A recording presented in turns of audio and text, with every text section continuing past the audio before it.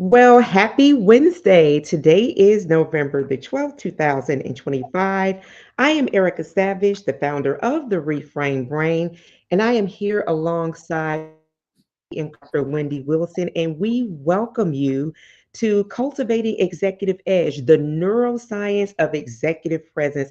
We are so grateful that you have decided to join us. If you're watching us either on YouTube or if you're watching us either on Facebook Live, do let us know what platform that you're joining us with. And I'm going to toss it over to my dear sister and friend, Dr. Wendy Wilson, to introduce herself a little bit more and introduce herself before we get into our conversation. Well, thank you so much. I'm honored to be on this platform with you. As you shared, I'm Dr. Wendy Wilson, and I am the founder and CEO of W2 Communications. And my claim to fame, if you will, is I'm an executive coach and career planning strategist. And just have really, for probably over 20 something years, been committed and passionate about helping people to design their career path, put those systems and measures in place so that they can ensure or better yet, develop into the individuals that they want to or desire to be as professionals. Love that work that you've been doing. And you've actually been doing that for quite some time. So we're going to get a little bit more into that, Dr. Wilson. But first, would just want to say to everyone that is joining Dr. Wilson and I, we both have books that we have written. We're going to talk about that as well as we get further into this broadcast. But again, welcome. We're so glad to have you. And so for those of you who are joining us live, or those of you all who will be watching this by the replay, just want to give a little background so you understand what it is you're watching and why you might be tuned in. So, what this live collaboration does between the Reframe Brain and Executive Presence is that it brings together this framework of how to explore emotional mastery, resilience, and brain-based strategies to complement your career planning and executive presence skills necessary for leadership and C suite advancement. That's some of what Dr. Wilson touched on when she shared around her executive coaching. And so we wanted to bring this session live to you all to highlight how internal mastery, and when we think about internal mastery, we think about those things that are unseen, right? So we're talking about mindset, we're talking about resilience, and we're talking about regulation, which is so critically important. That's if you're in the C-suite, that's in your if you're in leadership. And in leadership, the primary leadership that I want to ensure that everyone understands is that we're also saying that that priority is the leadership of yourself. Certainly. How that intersects with external mastery. And so that's when we get more into the sharpening of what Dr. Wilson specializes and does so fabulously, which is presence, which is strategy, which are advancement tools. And what that does is it offers a complete blueprint for thriving in high level leadership roles. So just want to share just a little bit about session goals. We're really just setting the course, and then Dr. Wilson and I will talk a little bit more so everybody will know what they're getting into as you're watching this live or watching this by replay. Hello, Sister King. So glad that you could join us. So here are some of the session goals that we have for this brief time where we have executive presence and we have brain mastery. Bridge methodologies, that's one of the four goals. And we're showing how the neuroscience of the reframed brain, that our informed approach to stress, resilience, and identity complement Dr. Wilson's in her title book, 101 Strategies, actionable strategies for executive presence and career growth. So that's one of the goals. So we're going to bridge the methodologies of the reframe brain and executive presence. We're also, for session goal number 2, we're going to demystify leadership success, explore both the inner game that we talked about, that internal mastery, and the outer game, that external mastery that we talked about. That external is the strategic communication, presence, and career planning.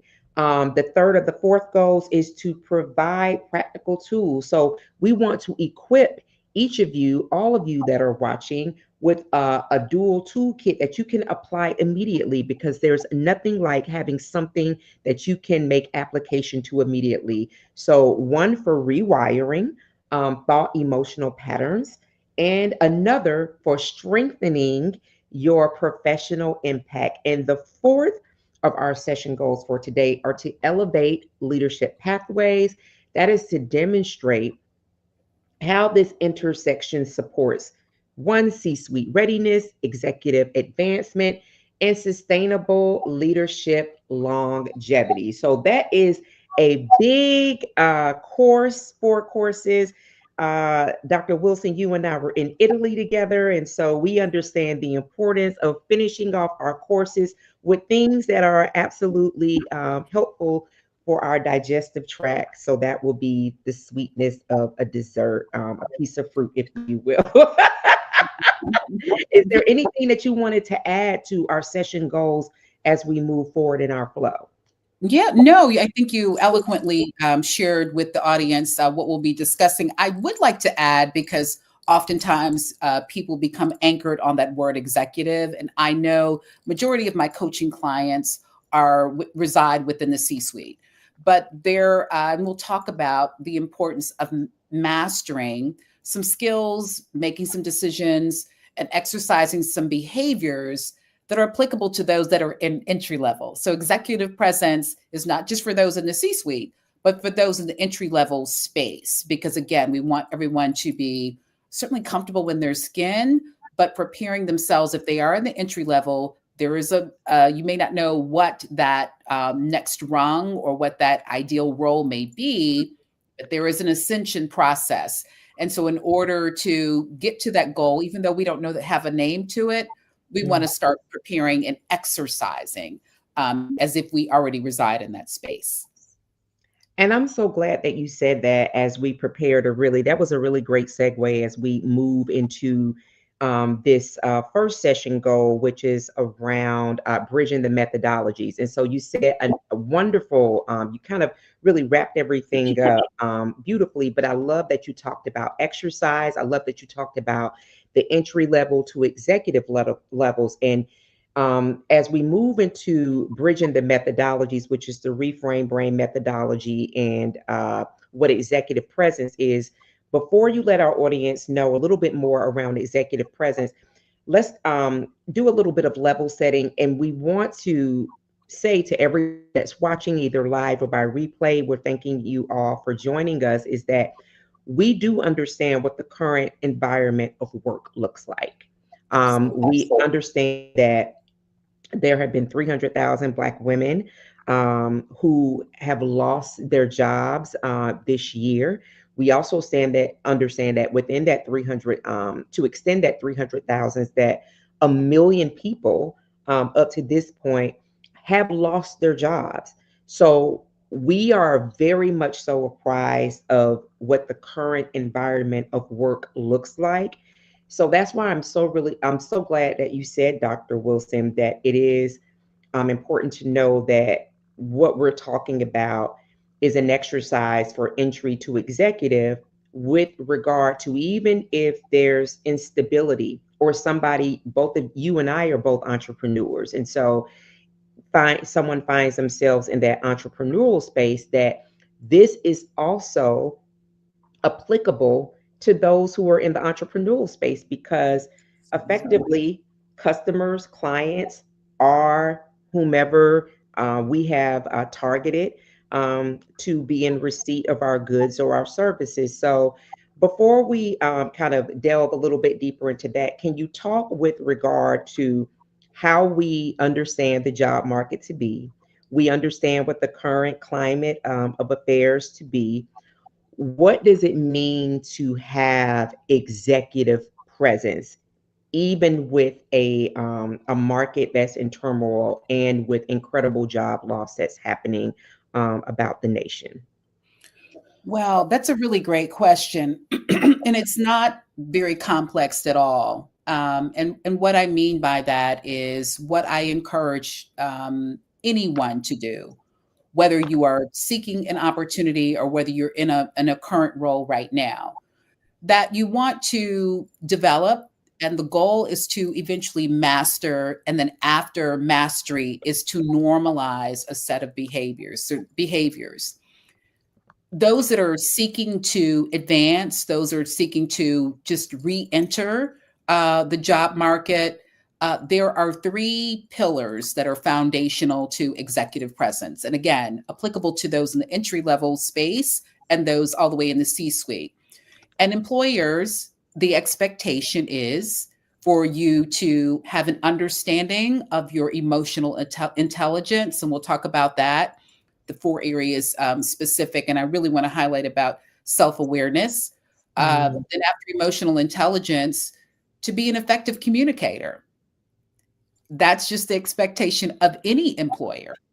Mm-hmm. And then thirdly, how we are brand and how we are professionally showing up as it relates to our aesthetic. Combining all three, you then have executive presence. For those remarkable and amazing women who over 500,000 who find themselves displaced outside of their roles that they've known some 20 years, some 25 plus years, and now having to process this new reality, Mm-hmm. and faced with things that you and I faced, paying a mortgage and meeting car notes, all of those things, coupled with now I'm competing. Mm-hmm. And I would say to them to become very laser focused. And it's easy for me to say, I don't want you to lament over the moment. It's now time to strategize. And what I'm encouraging you to do is, again, not anything out of the norm or extraordinary. It is, let's look at where we are, be self aware, and then we're going to then pay particular attention to that effective communication, utilizing our network, right? Accessing them, and then pulling those tools that help to represent our brand or give an indication or will enlighten the potential employer about who we are and what we can bring, because an employer just wants to know, am I going to get a return on my investment? Are you going to come in and make a desired impact? So then framing that up so that we can then demonstrate and showcase that we are more than capable and prepared to do so.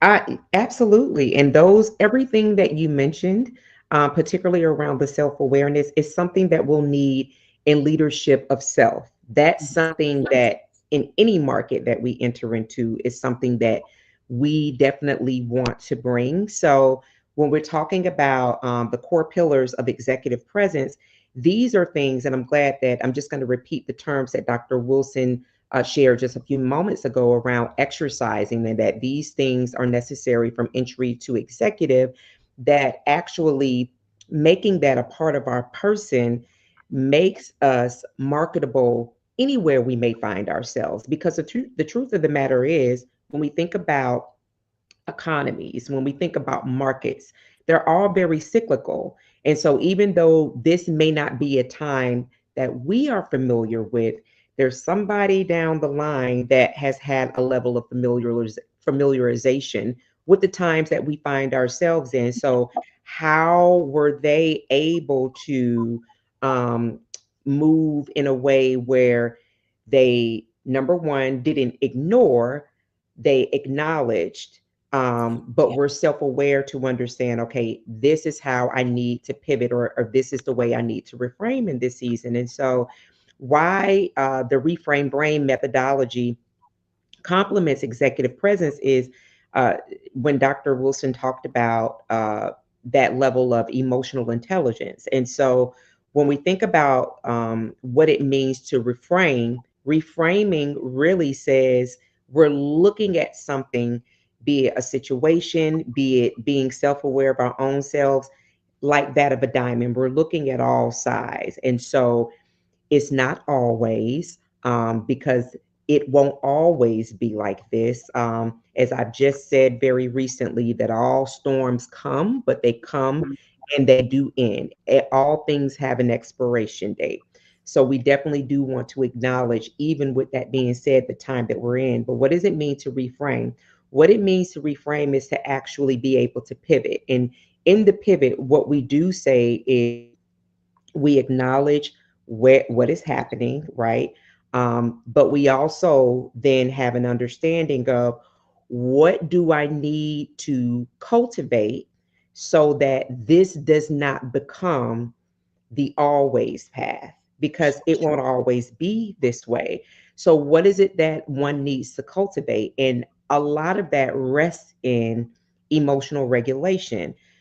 I share consistently with my clients that specific to our feelings and emotions, that one of the parts of the word emotion is motion. So emotions are like currents or like currency, right? Currency is up and down, right? But it always is. Emotions move, but Yes. they're always around. But how do we then say, okay, so this is what the state of the economy is. I've been, or one has been presented with something that it didn't expect, to be released from a job, to no longer be perhaps physically, perhaps cognitively able to do some of the same things that I once was able to do. So, in understanding and acknowledging that, what else do I have to offer? What else am I able to apply that it may not have risen to the top of things that perhaps I exercised or used before, but what is it that is resident in me that I can offer for someone else? It's looking at our life like a diamond. And so having that emotional regulation means that we understand the emotion of feelings, we acknowledge them, but we also do not allow them to lead. Um, Leading with emotions oftentimes leaves us with a place of regret. And so that's not a place that we actually do want to reside. And so when we're thinking about what it means to have executive presence, what it means to reframe, it doesn't mean ignoring, it often means acknowledging, and as Dr. Wilson said, being aware, but not allowing those things to actually lead us to a place where we're actually resident that doesn't allow us to move forward or delays us. No, well said. I had a lot of thoughts racing through my head when you were sharing that great information. And so, when we talk about emotional intelligence as it relates to executive presence, two areas that I encourage my clients to seriously hone in on is the self-aware piece and the self-management piece. You may be an individual that does not handle high stress situations very well, but we know life will present itself, and certainly life comes with its level of stress. And this is a very stressful time. So being aware of that. And then because of that, where do you fall in that space in Mhm. terms of what your triggers may be? Um, I just had this conversation with someone that we love dearly, our my son, and I was just telling us, be mindful. Don't Sometimes we don't intentionally put ourselves in situations where our triggers are then ignited. But if you find yourself, be aware of that, and then because as you are trying to manage that, then start exercising those behaviors and those decisions that will pull you or extract you out of that. You talk to your clients about the importance of breathing exercises Yeah. and how that help you manage and then regulate. So that's the one piece of the emotional intelligence. And then emotional intelligence is at the core of executive presence itself. For years, I don't watch it as much as I used to. I think I've seen all the episodes, but I'm a big the original Law and Order series. And there is one line, if someone says, "What's your favorite line out of Law that was said in one of the episodes?" and it was, "You cannot unring the bell." Yeah. And I use that often, that as it relates to those moments where we have not done well to manage our emotions, the bell has rung. And so then now we find in ourselves, what are the consequences of how we managed that moment? Or did we successfully enact those responses, those healthy responses to our emotions? Or did we behave in a manner that there's some consequences that are now going to affect our professional brand? As it relates to what's the next, we find ourselves in this space again, 500,000. I'm sure Mhm. the numbers are what they are, but I believe there's that also that those unemployed that are not even caught up in the data. Yeah, the behind the curtain, if you will. So Yeah. I believe the numbers are even larger than that. But I would say to them, we would certainly want to acknowledge the moment, but it's now time to take action. So the whole self-awareness piece and the self-management piece, we have that now. So then what is the next? How are we preparing for that next opportunity? So use this as a learning and discovery process because I've been doing something in a specialized area or specific discipline for 15 or 20 years. The opportunities may not avail themselves in that space anymore. So what I encourage my clients to do is to utilize the tool of a SWOT analysis to discover what, as you said earlier, what else is in us in terms of those gems, those skills. Is it something that we can quickly further develop? Or do we have a proficient level that we can then say, I'm going to go ahead and throw my hat in the ring and then start framing that up?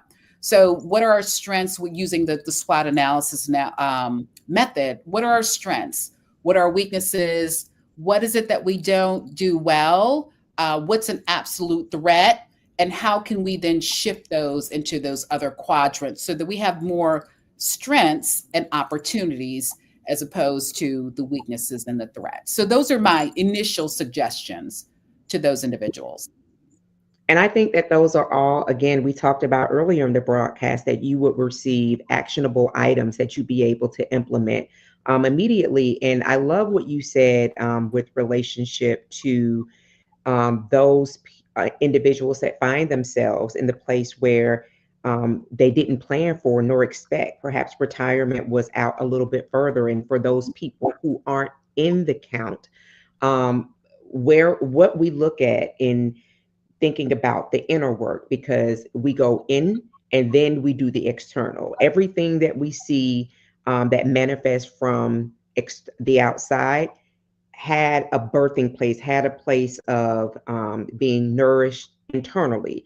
So let's deal with the intrinsic of what Dr. Wilson and I are talking about. So when we think about the intrinsic work that is specifically applicable for times that we find ourselves in, that is the rewiring process. And so when we think about a framework that I created out of the Reframed Brain, Chaos to Cultivation, which is very timely for this time of year, we think about chaos and how chaos really does disrupt, and disrupt it does. But we also know that that also can be a source of actually where we're able to see, once everything has cleared, what are we now working with? What has actually been moved from one place to another and now has found root elsewhere? So out of that, we find creativity, we find curiosity. So the curiosity that you were talking about, Dr. Wilson, along with what is my next look like? Well, what are some dormant skills? And I want to say thank you to there's someone that's watching on YouTube live. Thank you for watching. And she said, effectively that, she's retired. However, that there's always something new to learn. And I want to say to her again, kudos, absolutely, because that is how the brain does not regress. That is how the brain continues to be active when we're exposing ourselves to new technologies, to new principles, to new systems. That's what keeps the brain sharp. That's why you see people that perhaps have word searches or crossword puzzles that they're dedicated to doing throughout the day or in the morning, because they understand those individuals who, like me, exercise, or for those that are a part of generations that may be retired, but they are active in perhaps pickleball or some type of activity that really does cause them to sweat or cause them to think, it's because it helps keep that cognitive, especially the prefrontal cortex, sharp.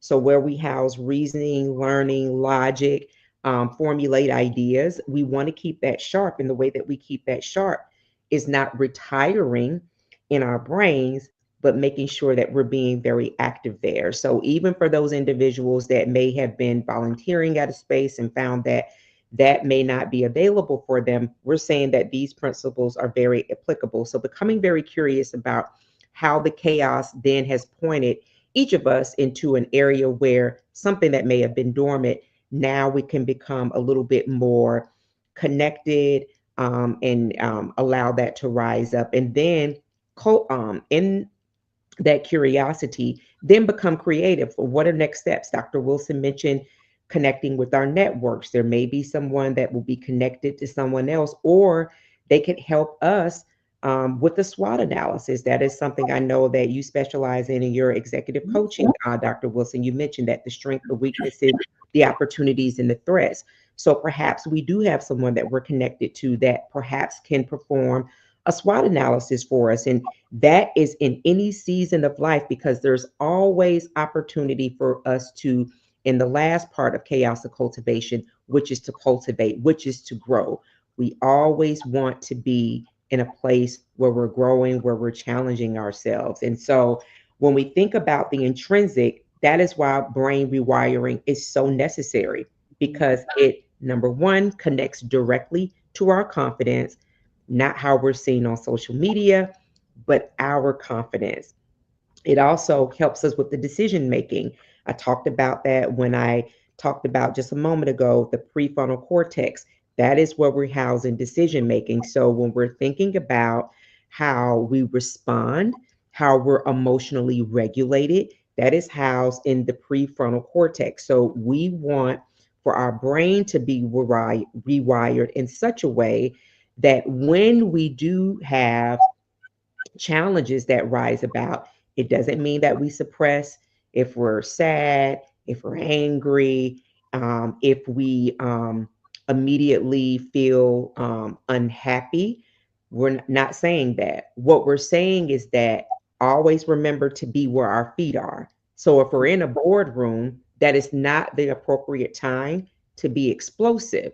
That is the time for that prefrontal cortex, that decision making, to say, this is not the time, nor is this the place. It may be an opportunity to say, noted, I appreciate your feedback, and then get to a place where we're actually able, somewhere that is safe, where we're actually able to release those emotions, but to be where our feet are. If our feet are in a bank, that is not the time to put on a mask or shades. We have to be where our feet are. We have to be dressed and aware of that situation. So have this situational awareness. And then again, that is thirdly, when we're thinking about the reframe brain, that is composure under stress. Again, that is not masking, that is not pretending, but it is in the examples that I gave, whether we're in the bank or we're in the boardroom. You're not going in the bank, or none of us are going in the bank with a mask or shades.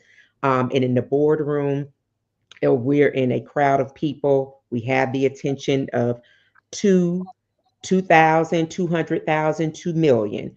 We want to make sure that we are composed, and then whatever expressions that we have of grief, anger, whatever that may look like, to ensure that once we're in a place where we're able to release that how that emotion makes itself, however it presents itself, that we're able to release it at a time that allows that. What would you say to that, Dr. Wilson, before we transition into the external? Yes, just and then I want to. I think it's important that we just acknowledge who we are and where we are. That's an allowance of just to exhale, that we are in challenging moments. I love that you also said, in essence, this too shall pass.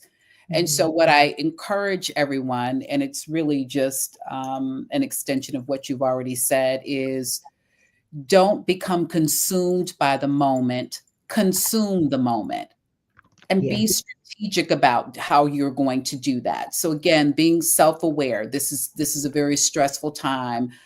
It's a very difficult time, but there are intentional steps that you can make or that you can employ, if you will, to get through it. Whether that's second by second, hour by hour, some days, but then attaching it to a plan.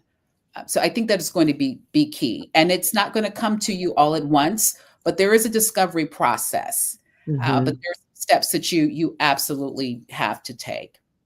Oh yeah, 100%. And I want to like raise two examples, and I'm glad that you said that, Dr. Wilson, before we move into the external piece.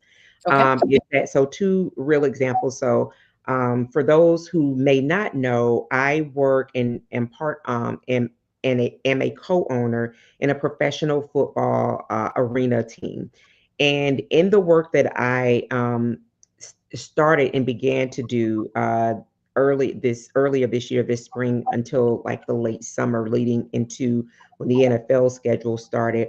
One of the things that I shared with the gentlemen was around how they dominate, and the way that we dominate, what people see on the outside, whether that's in the National Football League, the Arena League, or in basketball court, however, wherever it is that we're showing up, is that we do it internally first. And I keep underscoring that because what people then see that comes off as very graceful, as seeming, as Dr. Wilson and I have shared, is very composed, is practiced. And so when we talk about practice, one of the things that I say with regard to the reframe brain is that practice makes permanent. That's how rewiring happens. When people ask me, how did I go from 4 years ago? And Dr. Wilson can attest to this because she saw me at that, and heard from me. She was one of the first three people that I called right after the accident, before my decline happened, before I lost a lot of my cognitive functionality.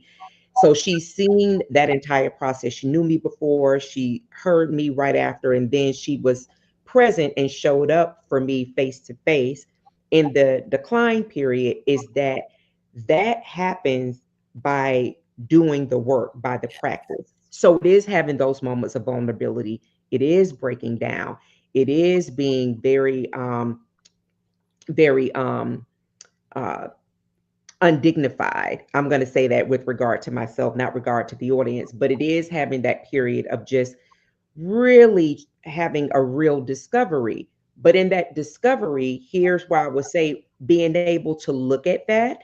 And as Dr. Wilson talked about, being self aware and being able to capture, wow, that is how I, you, have responded. That's not something that I want to continue to do. I understand I'm at this place right now. So, how do I then move to a place where that's not the response? It's not a suppression of emotion, it's actually the mastery of it. And so, the mastery doesn't mask, the mastery says, I understand that you're here. We're going to be where our feet is. We're making a note of that, but we understand right where we are calls for composure. And when we get to a place where we're actually able to have the expression, we'll have the expression. What say you, Dr. Wilson? No, you said it so well. I was reminded of a little snippet of a podcast interview that I heard, and it was with the academic and author Brene Brown was being interviewed, and she was very firm on her position that she poo-poos on executive presence. She says she feels like that it is a mask, and she wants to be her authentic self.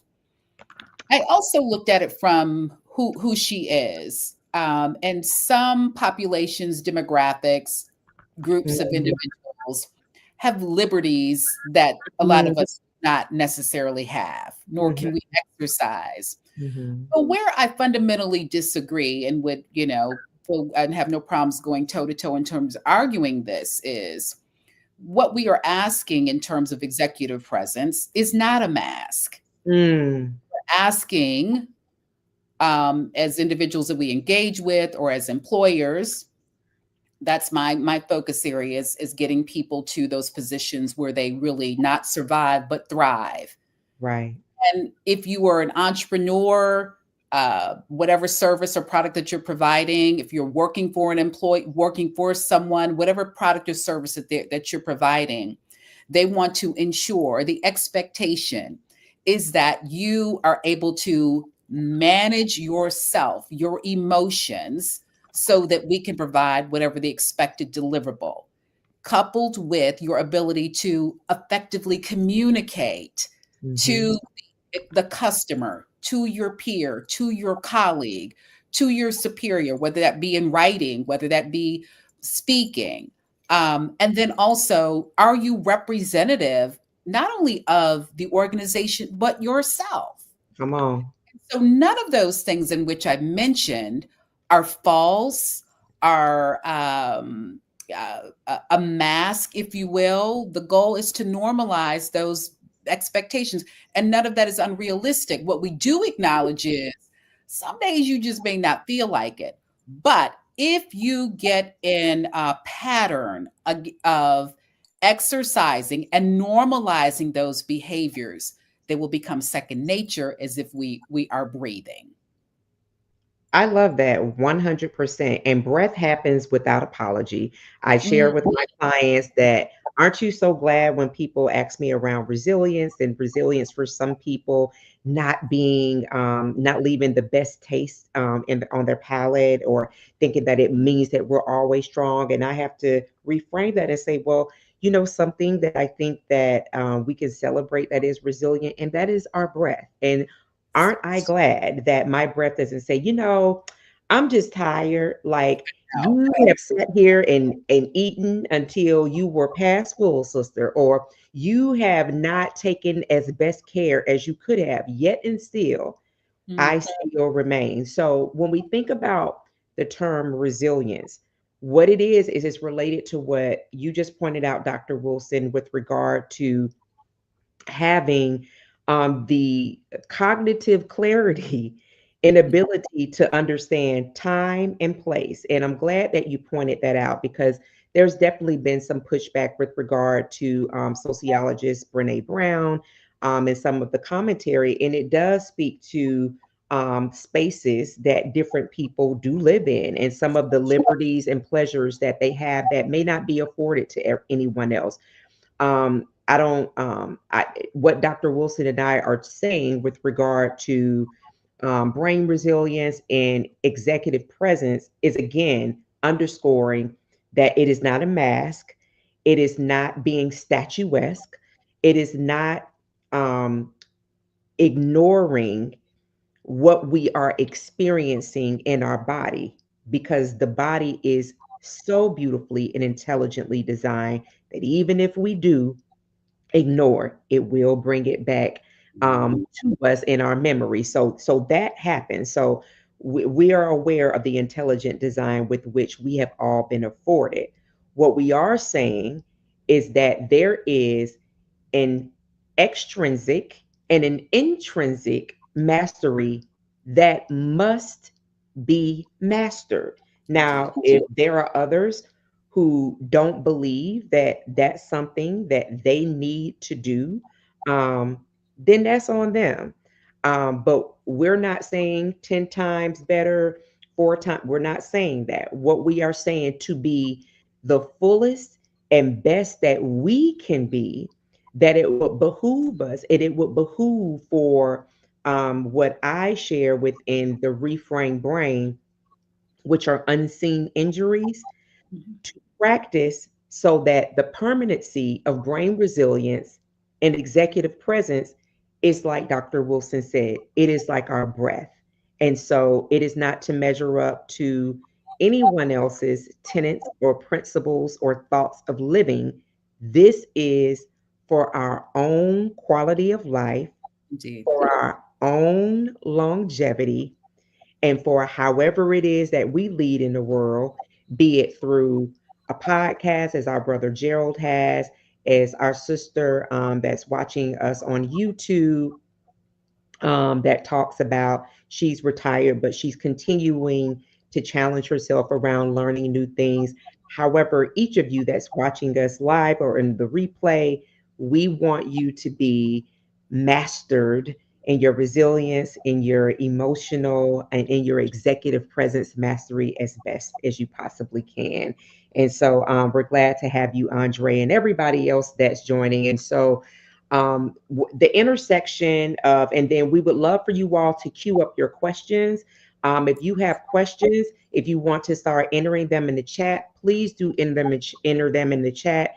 And then we'll answer those questions. If you want to enter them now, go ahead and enter them now. Or if you want to wait about 10 more minutes, we'll have Q&A, and we are happy to answer your questions. And so, Dr. Wilson, before we get to the Q&A and closing out our session, let's talk about the intersection of what we've shared. We've talked about brain resilience. We've talked about executive presence. What are some case examples in terms of when we think about those people who have seen great successes, seeing things where there could have been room for improvement, or perhaps they didn't perhaps listen or invite people in to help them, or they just weren't really connected to the advisement that was given to them because of having and I try to stay away from the word balance. I like harmony a lot better. So there wasn't a really good blending of the inner and the outer mastery that you and I have been teaching and that we talk about. Sure. Well, I too, I'm a more than half full glass woman. Mine is almost full, so I'm always, however arduous and painful and difficult the moment, as I have matured over the years, I really focus in on. And so, what was the opportunity for me to learn, Mm, and prayerfully will have a next time, and then how will then I apply those lessons. And so that's what I, because it's easy, as I shared earlier, to become consumed by the moment. But just as we have fortunately given the opportunity to have a next breath, there is a next opportunity to then course correct. So that's going to require some self analysis and being very honest with yourself. I'd like to use myself as an example in terms of how I've grown and I've had those a hiccup moment. It was one last year, and in a work situation, and was relying on the guidance and advisement of someone who was an expert in this area. So they were saying, I think you can go ahead and do X. Well, instead of doing some additional practice of due diligence and some research, we then pulled the trigger, did X, and I was the one that gave the green light to go ahead with X, only to discover we really shouldn't have done it that soon. We're going to have to backpedal and go back to our original position. Well, we had already marketed that information. And so mm, then I had to go to my supervisor and say, this was, we need to actually go back to our original plan. I'll develop the communication piece. But again, kind of had a little egg on my face. I wanted to get through that moment. It was important to make sure that we achieved the intended goal. Once that was done, I let not 24 hours pass, but it was important that I acknowledged that mm, moment. And that is exactly what I said, is that I want to acknowledge what happened yesterday. There was a breakdown in communication. We should have gone left. Instead, we went right. Here are the lessons that I learned, and you can be rest assured that this will not happen again. What I then did was regain my power and mm, worked to diffuse the moment, mhm. because that is what we are human. We are going to make mistakes, but we don't have to be defined by those mistakes. Yes. And a part of that not being defined is then we have to take control of the moment. So much we talked about this prior to us starting is acknowledging the situation. That is liberating. And Yes. so when we find ourselves, we talked about this unbelievable number of people who Mm, find themselves in an employer's market. not in employees. There's more employers, but not enough jobs to offer. Um, where those individuals are now finding themselves in that situation. When the next opportunity happens, they're going to ask you questions. You've got to interview for whatever the next is. And you want to be prepared. I can tell you what I do well all day, but it's Mm, important to also share how I've grown and how I've developed yeah. and share those lessons about where I've made some mistakes, but how those have benefited me. I didn't become consumed. I wasn't debilitated by it. This is how I course correct. And here are how I'd like to apply those lessons in this particular space. So I'm a living example of how making those decisions early on and being self-aware, not being consumed by them, because I could have just hidden, retreated, and waited for my supervisor to say something to me. But it was important that I needed to, again, the word that I used was allow me to acknowledge what happened yesterday. Yeah. I love that. And I Thank will you. just say, as a note, Dr. Wilson does this so very well. And it is, and what I mean does so very well with allowing the processing of the moment and then coming back. She is a consummate professional, and I've watched her do this over and over and over and over and over again. And so it does lean to the practice making permanent. It does not evade or skip away from, because you heard Dr. Wilson say, she felt that, she had the egg on her face. So she had that experience. We've all had that experience where we felt that and been like, oh, okay, I did it. It is the response. And so that's oftentimes what people are left with, the response that we have to a misstep, to, okay, that could have gone differently. It's the response. That's what really sparks social media when you think about it. That's what virality is around, people responding to said action. So, thank you, Dr. Wilson, for demonstrating what it means to actually respond in a way that leaves people thinking about the response and less about, okay, well, that happens because the lessons happen, right? I call them L's, lessons. Mhm. Those things happen. So thank you for sharing that. And you shared that. So I'll share in my time. I am a former political executive, and I was not able to return to my career as a result of my brain injury 4 years ago. However, I remember a shining moment where there was this great feat that took place. And so uh, colleagues and I were in a member's office on the Hill, and there was something that happened that was not inclusive of me. Mhm. And in that moment, when I knew that it was happening, I felt my posture deflating because I was processing what was happening in that moment, and it was deflating. It was hurtful. It was all of the things that made me in the moment feel very insignificant. And when I felt myself doing that, I remember I straightened my back up because I do sit with my back straight, just from years of having to do that anyway. So when I felt my posture going into an unfamiliar place, I straightened my back up. I sat through the meeting and I said to myself, Erica, watch your face, because there are all of these different people that are in the room. And I know they're probably watching me as I am hearing, particularly in that type of space, people are not, people are hearing what you're saying, but they're also watching your response.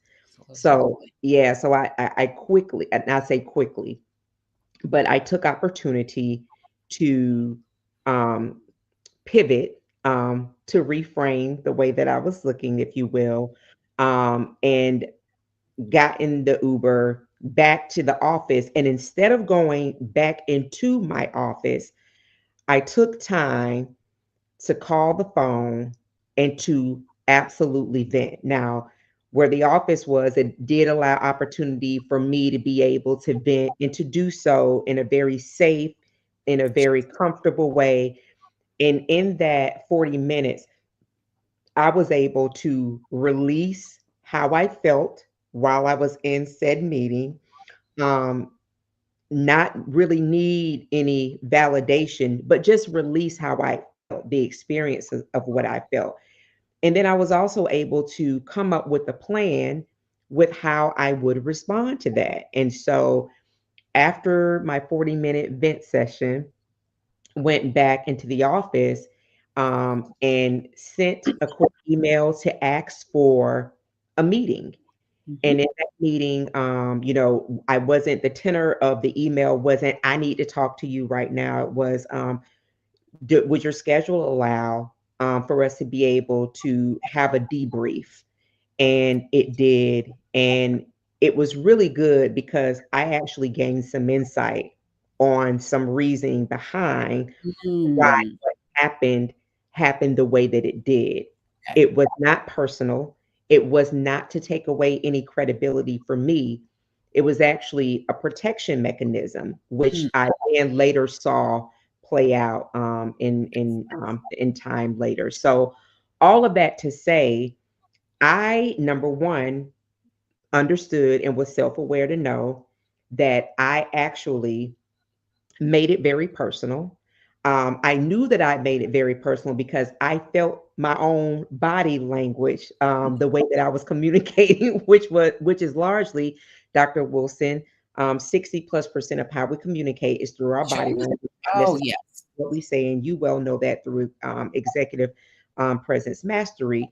But I was also able to, in a very safe way, allow what was on my face and in my body to be released because I still had the rest of the day to get through and I still had to have conversations. And it was through those conversations that I did not make accusations. I didn't assume because I'd already done that earlier.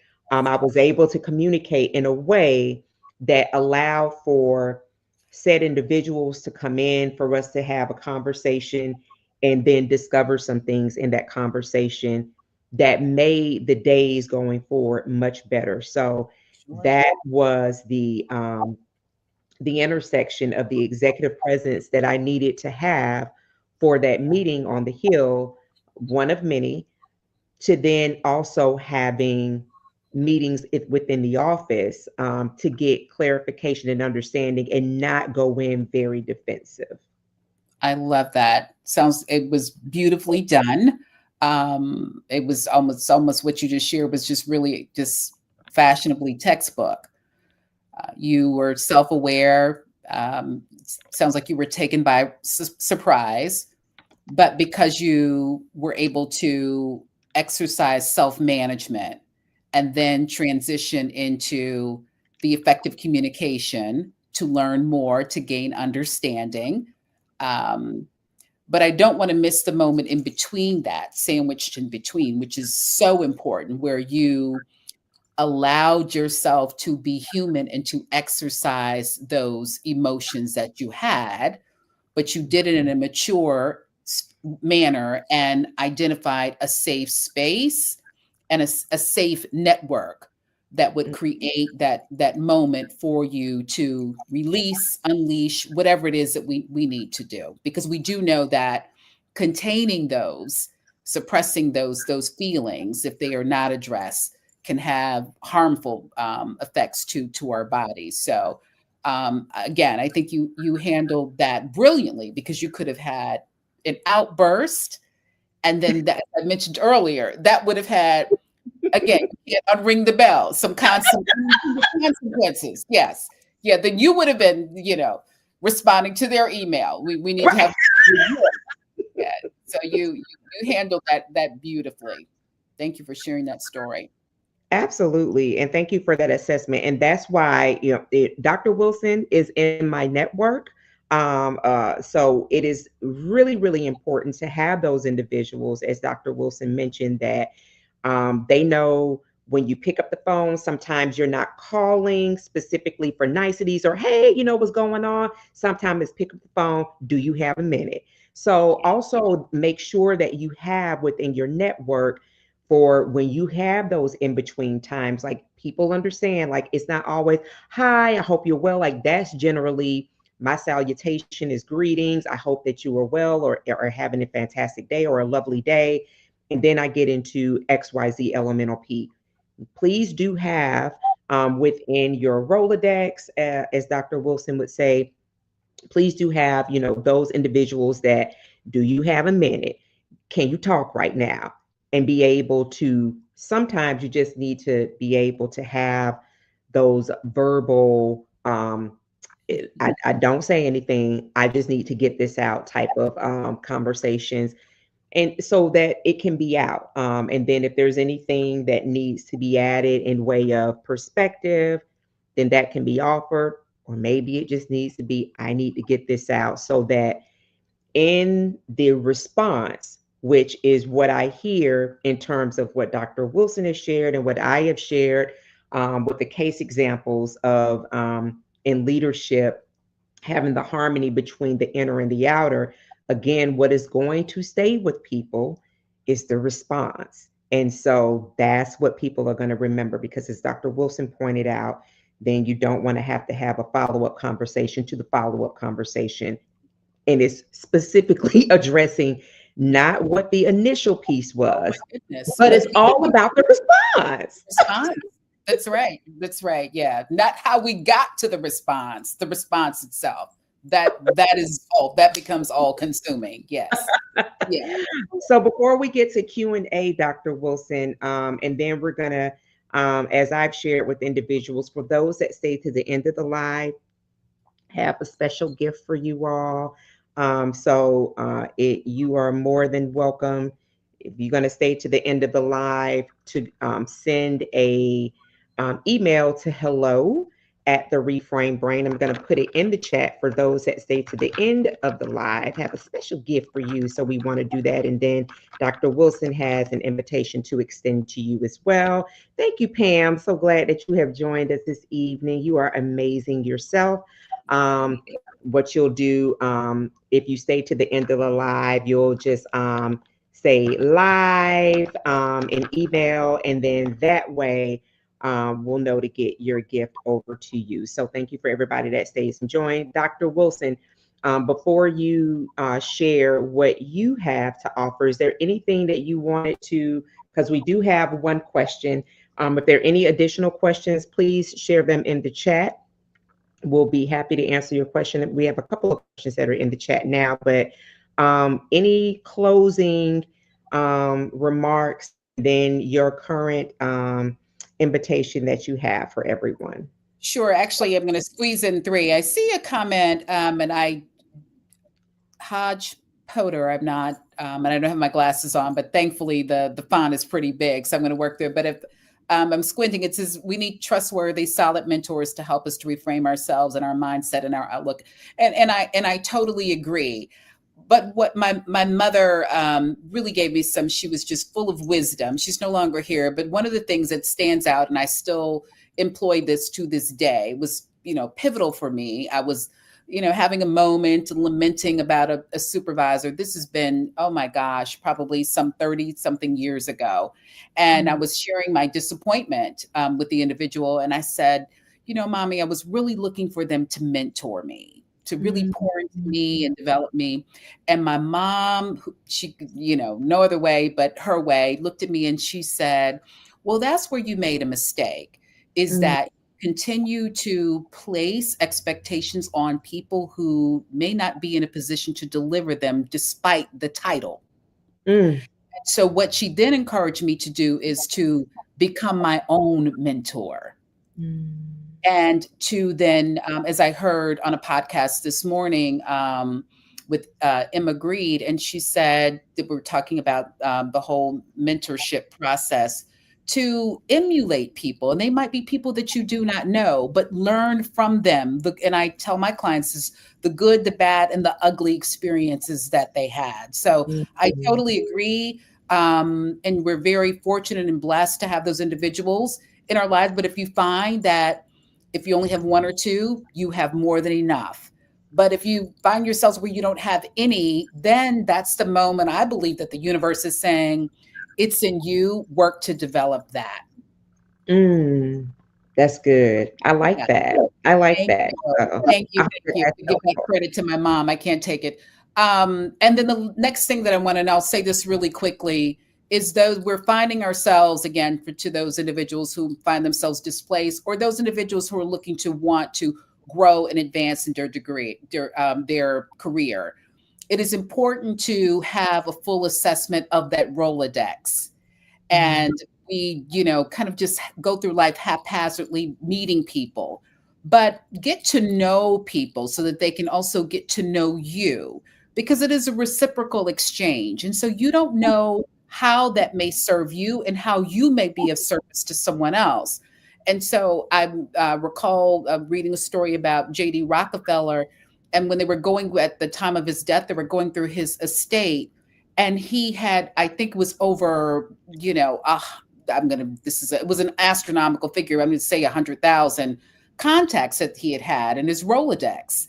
And they're looking through them. He was very intentional. He really wanted to know Erica Savage. And so when he met her, it was just more than her name, that she was a founder and CEO of the Reframed Brain, but he knew about her, her being a political analyst at one time, and then, experiencing a very difficult and traumatizing um, um, accident, and how she was able to recover from that. And, that she has one son and that she's traveled the globe. He knew that level of detail. I share that to say it is now time to pull out that Rolodex and share with those contacts. Here is my situation. I know that you are in this field, or I know this is in your profession. Can I mhm. hand you some identifiers for me, a resume? Let me show you my LinkedIn background, my one page profile, whatever that is. Can you possibly help me in finding my next opportunity? I love that. And that's absolutely right. And that is what that confidence, that brain rewiring will do for you. So as we close, Dr. Wilson, before we get to that question, because there is a book that we can recommend that was written by a Black woman that is here on this broadcast that can definitely answer that. Um, can you just briefly share what you have coming up and your book? Yes. So I just a couple weeks ago, I had an in-person executive presence masterclass this coming Saturday, November 15th from 10 to 12:30. I'm going to also have another executive presence masterclass, but it will be virtual. So again, wherever you are in the world, you can take advantage of it. It will be a very engaging, intense 2.5 hours, but I can assure you it will be rewarding and enriching. You can learn more about it. It's go to my website at W2, that's W, the number two, COMMS.com, W2.com, W2coms.com. And and then access the tab for registration, and you can learn more. And then there'll be some tangible items that I'll be able to forward to those that are participating. But again, very enriching. We're going to focus on the pillars that we discussed, but I'm also going to give you some very specific tools and strategies, whether you are unemployed, whether you are happy in your position right now and just want to further solidify your presence or further develop your presence. So I'm really excited, and we do have a few more seats that are available. So reach out, and we're happy to get you registered. Great. And so that is in the chat. I'm so glad for this lively discussion that we're having. I have written a book that I hope that you all, if you've not yet purchased, that you will purchase. It is called The Fight to Fly. And so, with this internal intrinsic mastery that we're talking about, it is a blueprint. It is 9 chapters.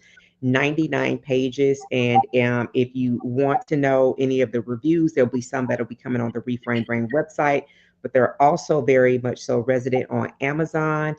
So you can see some of the different comments that people have made. These are people that some of them I do know, many of them I don't know, that have written about having read the book.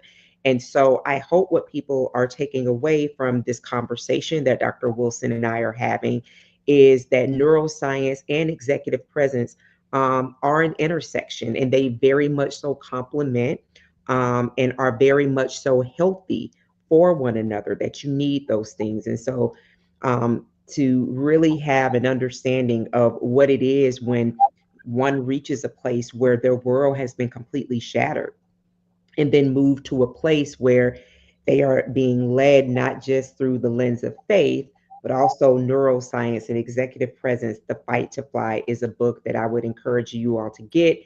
You can get that at the reframedbrain.com. It'll be in the chat, or you can go to Amazon and purchase it there. And so, Dr. Wilson, one of the questions by our YouTube friend, any books preferably written by Black women that younger women could read, re the subject matter, career, maneuvering, the job. So I think you I'm know what the glad book. they asked. I'm glad they asked. Yes. And so I have one that's written that I've written. I'm really proud of. I call it my third child. I have two adult children, and this is my baby. But it's 101 career planning and executive presence strategies.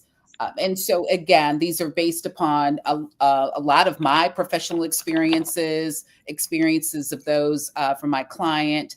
And again, it's for those individuals from entry level all the way to the C suite. And then at the back, I've provide the readers with various templates that I know are fundamental to one's ascension, their growth, their development. There's a SWOT template in there.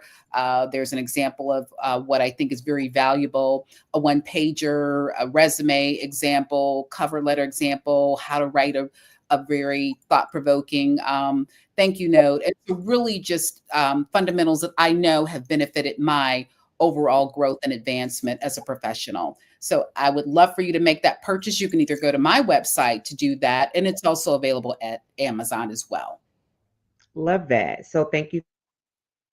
I don't see any other questions that are in the chat. Remember, Dr. Wilson has her virtual masterclass that was sold out on last week. So you definitely want to go to W2Comms, that's COMMS.com, so that you can make sure that you are seated, or as the kids say, that you can say that you are set for this powerful, powerful, and even more formulated, I should say, rather, masterclass that is this Saturday, November the 15th. You'll make sure that you want to grab your seat for that. You also want to get Dr. Wilson's book, my book as well.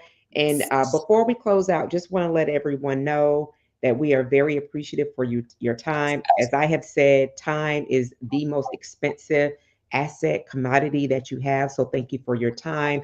And just a reminder or an introduction of thought that success at the highest levels isn't just about what you know or how you show up. It's about how you regulate, rewire, and rise. Executive presence only becomes sustainable when paired with emotional resilience and brain mastery. So, Dr. Wilson, anything that you wanted to add before we close out? No, I other than just thank you. It's been my pleasure to share this platform with you. You already know I have great admiration and respect for who you are and a global contributor. So I'm just honored to be a part of your circle and to certainly have you in mind. I wish the viewers continued success as we prayerfully go into 2026. Remain encouraged and hopeful, also asking that they work to normalize executive presence. It has exponential and unimagined benefits, but wishing everyone well and just thankful for this opportunity to share. Love that. And when you saw me all looking away, I was typing on my phone. So not to be rude to Dr. Wilson or anyone that's watching the broadcast, either through replay or live, but managing on my phone and on my laptop as well. And thank you, because Janae just said, watching from YouTube, she will bookmark your website, Dr. Wilson. Oh, So, wonderful. yeah, I look forward to yeah, engaging with you, Janae. you. Absolutely. So thank you to everyone that watched on YouTube. Thank you for Facebook. Thank you for those who will be watching in the replay, because again, I just typed W2Comms' website so you can secure your seat for a powerful opportunity with Dr. Wilson this Saturday beginning at 10 a.m. So you'll definitely want to make sure you secure your seat. W2comms.com. I dropped it in the chat. It's both on Facebook and on YouTube. And so, thank you everyone again for your time. Thank you for joining. Thank you for all that will watch the replay. Please share this out so this could be a benefit to your network. And from Dr. Wilson and myself, Erica Savage, the founder of the Reframed Brain, we appreciate you joining. Have a fantastic remainder of your evening. And remember, you can cultivate your executive edge with brain resilience and executive presence. Be well, everyone. Bye bye. Bye-bye.